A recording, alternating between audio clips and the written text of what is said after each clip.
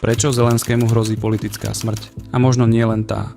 Na Ukrajine rastie napätie okolo amerického mierového plánu, ktorý počíta s uznaním časti ukrajinských území za de facto ruské. Hoci si diplomati vydobili v Ženeve isté ústupky, Zelenský sa ocitol medzi tlakom USA a hrozbou vlastných nacionalistov. Tí odmietajú akýkoľvek mier, ktorý by stal Ukrajinu územia. Riziko prevratu zosilnelo po augustových vyjadreniach známeho ukrajinského radikála Denisa Sternenka. Ten povedal, že ak by Zelenský v rámci mierovej dohody odstúpil územia, ktoré Rusi nedobili, bol by mŕtvolou politicky a potom aj skutočne.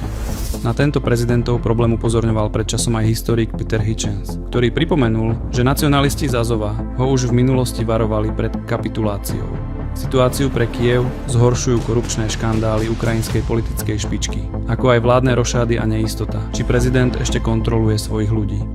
Ak by odstúpil územia Rusku tak, ako je to v americkom pláne, mohlo by to spustiť lavínu. Potenciálnym vodcom ozbrojeného odporu by mohol byť veliteľ Andrij Bilecký, zakladateľ práporu Azov, ktorý má v armáde veľký vplyv a nie je naviazaný na prezidenta a jeho ľudí.